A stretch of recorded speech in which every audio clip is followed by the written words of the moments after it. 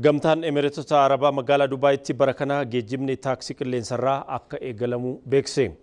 Geejjibni taaksii xiyyaaraa kun guutumatti elektirikaatiin kan hojjetu ta'uun ibsamee jira. Hojicha eegaluudhaaf qorannoo fi shaakallii barbaachisaa xumuruun kan qophaa'e dhaabbata Aviyeeshinii Ameerikaa Joobii Aviyeeshin jedhamuunis ni beekama.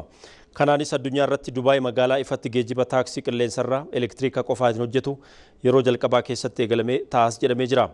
Gamtaa Emireetota Arabaa hoogganaan dhaabbata Aviyeeshinii Joob Antoonii Kur kaayyoon dhaabbata isaanii sa'aatii dhiphina tiraafikaa qisaasa'uu hojiitiif akka oolu taasisuuf akka ta'e himamee jira. Haaluma kanaatiinis magaalota Ameerikaa Niiwuyoorkii fi Los Aangeles dabalatee magaalota Yuunaayitid Kingdamii fi magaalaa muummee Jaappaan Tookiyoottis tajaajila eegalchiisuudhaaf karoorfamuus dubbatanii jiru. Tajaajilli anniisaa haaromfamaa elektirikaatiin hojjetu kun faalama qilleensaa magaalota keessatti mul'atu hir'isuudhaaf gahee olaanaa akka gumaachuu AFP'n gabaaseera.